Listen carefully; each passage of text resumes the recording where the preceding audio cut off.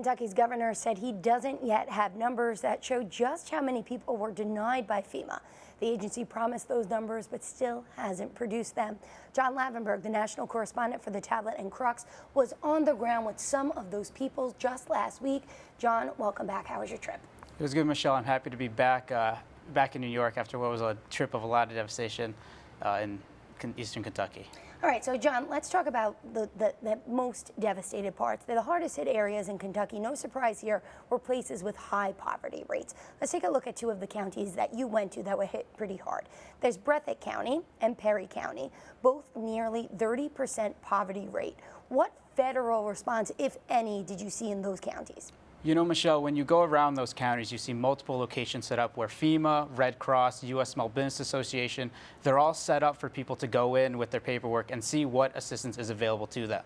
So people come in with paperwork, insurance, residency, things of that nature, and they talk through their options about how much aid they can get and different things. And what I can tell you is seeing people go in and out, they were asking questions about are there grants available opposed to loans, worried about the cost, and a lot of them left with more paperwork than they came in with, showing that it's going to be a long process for a lot of them. All right, so speaking of paperwork, we just saw those lawyers in that package that they're trying to help with pro bono work, but Catholic Charities has really been working on the ground there.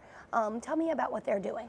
Absolutely. So Catholic Charities from the beginning, you know, they started off with the immediate emergency response, you know, supplies, things they needed, towels, sleeping bags, baby food, non-perishables, different things that people needed in the immediate aftermath. Now, starting this week, they're shifting that response to bringing in case managers and counselors to really work on the long-term recovery and help people that, you know, don't have the means to necessarily help themselves through this. Speaking about the means, let's take a look at the numbers. Catholic Charities Lexington raised over $670,000 in donations. Plus, we know that Catholic Charities USA is giving another $250,000.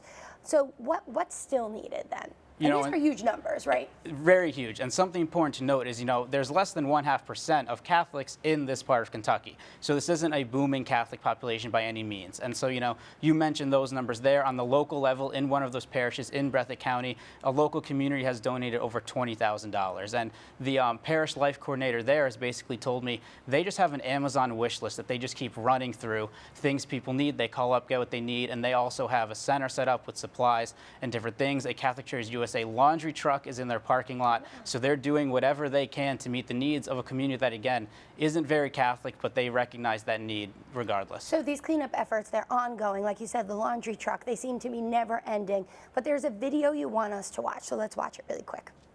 What's going on here? What's with the smoke? Were there fires?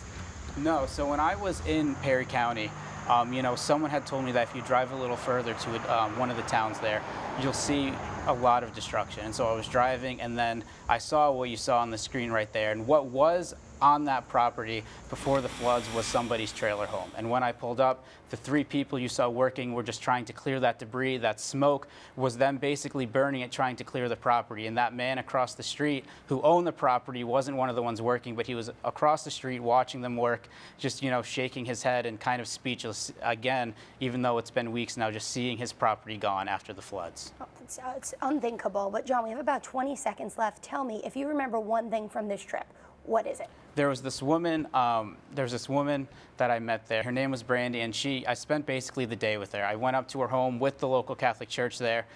She showed me her current living, which was a tent on a friend's yard on higher ground, showed me her trailer home that was destroyed on the lower ground by the floods, and her home right next door where it used to be that was destroyed by the floods last year. And just hearing her heartbreaking story, her family, her 5 children, just going day by day trying to figure out what's next, and she's not giving up hope. And she's not even Catholic, she's Christian, but she is more than thankful for the Catholic Church and everything they've done for her. All right, the Catholic Church not letting anyone down. John Lavenburg, national correspondent for the Tablet and Crux, thanks for joining us today. Thank you, Michelle.